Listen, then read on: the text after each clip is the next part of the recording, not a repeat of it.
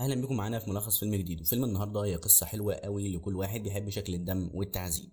وبيبدا الفيلم مع فرانسيس وهي شغاله جرسون في مطعم، وتكون مصممه تعتمد على نفسها مع العلم ان ابوها راجل اعمال كبير وعنده فلوس كتير وشركات كتير. وبتركب المترو بعد الشغل عشان ترجع البيت، وهي خارجه من المترو بتلاقي شنطه فبتاخدها عشان تسيبها في الامانات في المحطه، لان واضح ان الست صاحبتها نسيتها في المترو، ولكن مكتب الامانات بيكون مقفول فبتاخدها معاها للبيت. وبنعرف انها سابت بيت باباها وعايشه دلوقتي مع صاحبتها إريكا في بيتها، وبتكون هي عاوزه تبني مستقبلها لوحدها، وخصوصا لما مامتها ماتت. وبتفضل إريكا تلومها انها خدت الشنطه، ولما بيفتحوا الشنطه الاتنين بتعرف ان صاحبتها اسمها جريتا، وبتقولها فرانسيس انها بكره هتروح ترجع لها الشنطه على العنوان اللي في البطاقه اللي كانت موجوده في الشنطه. وفي نفس اليوم بيروحوا السينما بالليل، وبتقول فرانسيس انها بقالها كتير ما كلمتش باباها، فبتقول لها إريكا ان هي المفروض ترجع البيت وتعيش مبسوطه من غير شغل. ولما بتروح فرانسيس لجريتا بتشكرها على انها رجعت الشنطه، وبتعزمها تشرب معاها فنجان قهوه، وبتكون عايشه جريتا لوحدها. ولما بيشربوا القهوه بتسمع فرانسيس صوت خبط جاي من ورا البيانو، فبتقولها جريتا ان الجيران بيعملوا اصلاحات في البيت بتاعهم ومسببين ليها ازعاج كبير الفتره دي، وبتسالها انها عايشه لوحدها ولا مع اهلها. بس فرانسيس مش عاوزه تتكلم عن حياتها الخاصه، وبتقولها انها عايشه مع صديقتها إريكا عشان عاوزه تعتمد على نفسها وتبني مستقبلها. ولما جريتا بتقوم تعزف على البيانو بتشوف فرانسيس صورتين، صوره بنت جريتا وصوره كلب، فبتعرفها جريتا ان دي صورة بنتها نيكولا، وان هي سابتها وسافرت فرنسا من زمان ومش بتسأل عليها لانها عاوزة تعتمد على نفسها برضه. فبتفتكر فرانسيس نفسها لانها عملت كده مع باباها برضه. والصورة التانية دي صورة الكلب بتاع جريتا، بس هو مات من مدة. ولما بتخلص عزف على البيانو بتطلب منها رقم التليفون عشان لو احتاجت اي حاجة تكلمها. ولما بتكون فرانسيس مع صاحبتها في البيت بالليل بتتصل بيها جريتا وبتطلب منها انها تروح معاها بكرة يشتروا كلب، فبتوافق وبتروح معاها يشتروا الكلب. وفعلا بتشتري الكلب على نفس شكل الكلب القديم بتاعها اللي مات. ولما بيقعدوا مع بعض بتتكلم فرانسيس عن امها اللي ماتت، وانها مش عارفه تتخطى حزنها عليها، وده عامل لها مشاكل نفسيه كتير. فبتطلب منها جريتا انهم يكونوا اصدقاء. ولما بترجع جريتا للبيت بتكون فاتحه اكونت فيسبوك بتاع فرانسيس وبتتفرج على الصور اللي عليه، وبتبعت لها رساله بتطلب منها يتقابلوا في الكنيسه بحجه انها عاوزه تساعدها وتخرجها من حاله الحزن اللي هي فيها بسبب موت مامتها. ولما بيخلصوا بيخرجوا بتحكي لها جريتا عن بنتها نيكولا، وبتقول لها عنها كل حاجه، زي انها نجحت في شغلها دلوقتي وان هي حاجه كبيره، بس هي بعيده عن مامتها، وده مزعل جريتا جدا منها الفتره دي لانها مش بتسال عليها كتير. ولان فرانسيس امها متوفيه بتتعلق بجريتا وبتوعدها انها تفضل جنبها ومش هتسيبها ابدا. ولما بترجع البيت بتطلب إريكا من فرانسيس انهم يخرجوا يتفسحوا مع بعض، ولكن فرانسيس بتعتذر ليها وبتقول لها انها وعدت جريتا انها تقضي معاها اليوم. فبتقول لها إريكا انها ما تثقش في الست دي بسرعه لانها لسه عارفاها من يومين. ولما بتروح فرانسيس لجريتا وبيعملوا العشاء مع بعض بتطلب منها جريتا انها تجيب لها طلب من بره من الدولاب. ولما بتخرج بتفتح الدولاب وبتلاقي شنط كتير جدا شبه بعض، فبتفهم ان جريتا بتسيب الشنطه في المترو قصده. وكمان كان موجود اسامي البنات اللي رجعوا الشنط دي على شنط في ورقه في الظهر، وكمان فرانسيس كانت من ضمنهم، وكل ده عشان تستدرج البنات ويجوا عندها البيت. ولما بيقعدوا يتعشوا مع بعض بتقول لها فرانسيس انها تعبانه وبتسيبها وتمشي، وبترجع البيت وبتحكي لإريكا على كل اللي حصل. فبتلومها إريكا وبتقول لها انا قلت لك بلاش تثقي فيها وانك لسه عارفاها من يومين.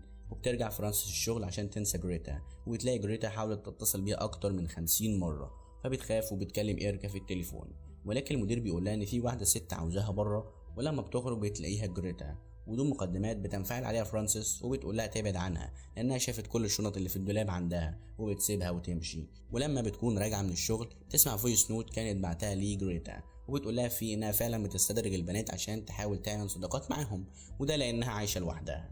ولكن برضه كل البنات اللي اتعرفت عليهم سابوها لوحدها ومشوا هما كمان زي بنتها. ولما ما بتردش فرانسيس عليها برضه بتبعت ليها ورد على البيت وجواب اعتذار كمان، ولكن فرانسيس بترفض تستلم الورد ومش بترضى تاخده. وتاني يوم في الشغل بتشوف فرانسيس جريتا وهي بتراقبها من بره المحل، فبتتوتر وبتوقع المشروبات على الزباين، وبتكلم الشرطه وبتقول لهم ان جريتا بتراقبها. ولكن الشرطه بتقول لها ان هم مش هيقدروا يقبضوا عليها لانها ما عملتش اي حاجه ليها، وان وقوفها في الشارع مش غلط، ده قانوني جدا، وبتنصحها تتجاهل مراقبتها ليها. ولما بترجع البيت بتلاقي جريتا هناك، فبتتعصب عليها وبتطلب منها تبعد عنها وتبطل تكون وراها في كل مكان هي فيه. وبتهددها جريتا وبتقول لها انا ما بحبش حد يتجاهلني، وفي النهايه بتقول لها ان انت اللي هتجمعي نتيجه افعالك كلها عن طريق اسلوب التهديد، وبتسيبها وتمشي. وبعدها بيومين بتقلق فرانسيس على الكلب اللي اشتريته لجريتا، وده لان جريتا قالت ليها ان الكلب بتاعها مات، فراحت عشان تسرق الكلب وترجعه تاني لمحل الحيوانات. ولما بتكون عند بيت جريتا وشافتها وهي خارجه ومعاها الكلب، لقت في صندوق القمامه جوابات من بنتها نيكولا، وكمان لقت رقمها، فبتبعت لها فويس نوت على الواتساب وبتقول لها انها عاوزه تشوفها في اقرب وقت ممكن. ولما بترجع البيت بقى مش بتلاقي صاحبتها إيريكا في اي مكان في البيت، فبتطلبها على الموبايل، فبتعرفها إيريكا انها سهرانه في البار مع صحابها. ولما بتقفل مع إيريكا باباها بيتصل بيها وبيطلب منها ترجع البيت لان إيريكا عرفته كل اللي حصل، وهو قلقان عليها جدا وخايف عليها كمان. وبتوصل ليها رساله من جريتا، وبتكون في الرساله دي صوره إيريكا وهي في البار، فبتتصل على إيريكا وبتطلب منها تهرب من البار بسرعه. وبتفضل إيريكا تهرب من كل مكان هي فيه بسرعه، وكل مكان بتروح بتصورها جريتا صوره فيه وتبعتها لفرانسيس. واخيرا بتشوف إيريكا جريتا في الاتوبيس، ولما بتنزل إيريكا بتنزل وراها جريتا، وبتحاول إيريكا تهجم عليها، ولكن فجأة بيظهر تاكسي وبتكون فرانسيس راكباه وبتاخد صاحبتها وبيهربوا. تاني يوم بقى بتقعد فرانسيس تحضر الفطار، وبتتصل بيها نيكولا بنت جريتا، ولما بترد عليها بتقول لها انها عاوزه تشوفها عشان تشرح لها كل حاجه. وتاني يوم الصبح بتروح فرانسيس تقابل نيكولا، ولكن اللي بتكون موجوده مش نيكولا ولكن صاحبتها المقربه، وبتقول لها ان نيكولا ماتت من 4 سنين منتحره بسبب معامله امها القاسيه ليها، وانها كانت بتعذبها وكمان كانت بتحبسها في صندوق خشب بالايام. فبتتصدم فرانسيس من الكلام ده، ولما بتروح الشغل بتروح تشوف طلبات الزباين، ولكنها تتفاجئ ان الزبونة اللي هي طلبتها هي جريتا، فبترفض تتكلم معاها او ترد عليها. ولكن جريتا بتتعصب وبتكسر المطعم على دماغها، وبتوصل الشرطة وبتاخد جريتا. ولما بتكلم فرانسيس الشرطة بعدها بيومين عشان تعرف موضوع جريتا وصل لفين، بتتفاجئ انه تم الافراج عنها. وبتلاحظ إيريكا انها متوترة وبتقول لها ان الحل الوحيد هي انها تروح لجريتا وتعتذر ليها، وتمثل ان اعصابها تعبانة جدا وهتسافر عند باباها ترتاح يومين وترجع لها تاني. وفعلا بتروح تاني يوم فرانسيس تقابل جريتا في الكنيسة، وبتقول لها كل الكلام اللي اتفقت عليه مع إيريكا، وبتفهم جريتا الموضوع وبتقول لها انها مسامحاها طالما هيرجعوا اصدقاء تاني. ولما بترجع فرانسيس البيت وبتشرب الشاي بلبن بتاعها، فجأة بتحس انها دايخة وبتقع على الارض، وبتدخل جريتا البيت وبتخطفها وبتاخدها في تاكسي وبتمشي. وبنعرف ان جريتا هي اللي حطت المنوم في الشاي قبل ما توصل فرانسيس، وبتاخدها وبتروح على بيتها وبتاخد منها الموبايل عشان ما تكلمش حد، وبتحبسها في صندوق في اوضه سريه ورا البيانو. ولما بتفوق فرانسيس بتبدا تصرخ بصوت عالي جدا، وبتجيلها جريتا وبتفتح الصندوق وبتقول لها انها عارفه انها كدبت عليها وما كانتش هتسافر ولا حاجه، وان ده جزائها عشان ما تكذبش بعد كده. وبتخرج جريتا من الاوضه وبتقعد تعزف على البيانو، وبتحاول فرانسيس تهرب لكنها للاسف بتفشل. وبتفتكر صوت الخبط اللي كان في اول الفيلم لما قالت لها ان الجيران بيعملوا اصلاحات، وبتعرف ان كان في بنت هنا قبلها لما بتلاقي البطاقه بتاعتها. وعلى الناحيه التانيه بتبعت جريتا من موبايل فرانسيس رسالتين، واحده لابو فرانسيس وواحده لصديقه فرانسيس اللي هي إيريكا. بعد مرور 10 ايام بيروح ابو فرانسيس عشان يشوف هي مش بتكلمه ليه من مده، ولكن بيتفاجئ هو وإيريكا انها مش موجوده اصلا، لا عند ده ولا عند ده، وان جريتا اكيد كده خطفتها. فبيروح لمكتب محقق خاص عشان يحقق في الموضوع ويحاول يرجع بنته. وفعلا بيبدأ المحقق يعمل شغله وبيروح لبيت جريتا، ولكن هي بتشوفه وبتدخل معاه البيت عشان يسألها شوية أسئلة عن فرانسيس. ولكن سيبك من الجزء ده دلوقتي، تعال نشوف حصل ايه مع فرانسيس.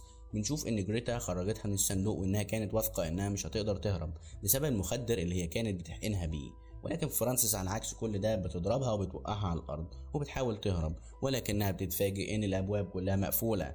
بتنزل المخزن ومش بيكون هناك اي مخرج، لكنها بتتفاجئ بوجود جثه بنت متكتفه على الارض، وهنا بتخنقها جريتا وبتخدرها مره تانية. وبنعرف ان جريتا كانت ممرضه واترفدت بسبب استخدامها الغلط للمخدر. وبنشوف المحقق وجريتا في البيت، وبتفوق فرانسيس من المخدر وبتفضل تعمل اصوات عشان حد يسمعها، ولما بتسمعها جريتا بتشغل الراديو عشان تداري على اي صوت لفرانسيس، وبيكون باين عليها التوتر. وبتقول للمحقق انا هروح اعمل قهوه، ولكن برضه المحقق بيسمع الصوت ده وبيحاول يفتح الباب اللي ورا البيانو، ولكن جريتا بتحقنه فجأة بالمخدر وبيغمى عليه.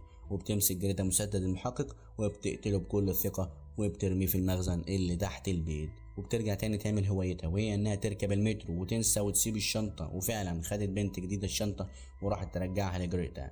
وصممت جريتا انها تقدم ليها الشاي، وكمان حطت ليها مخدر في المج بتاع البنت، ولكن البنت بخفة يد كده بدلت المجات مع بعض، ولا اجدعها كريس المصري. المهم بتشرب جريتا الشاي وبتدوخ وبتنام، وهنا بنكتشف ان البنت دي هي إريكا صاحبة فرانسيس ومتنكرة، وبتفضل تدور على فرانسيس لحد ما بتلاقيها وبتفكها وبتخرجها من الصندوق وبتنقذها، وبيحبسوا جريتا في الصندوق مكان فرانسيس والبنات اللي اتقتلوا قبل كده، وبيبلغوا الشرطة وبيسيبوا البيت ويمشوا. ولحد هنا يكون خلص فيلم النهارده. متنساش تعمل لايك، شير، اشترك في القناة وتفعل زر الجرس عشان يوصلك كل جديد من ملخصاتنا الجاية. ويا ريت ما تنساش تعرفنا رأيك في الملخص في التعليقات، وتكتب لنا عاوزنا نلخص افلام ايه الفترة الجاية. وبس كده.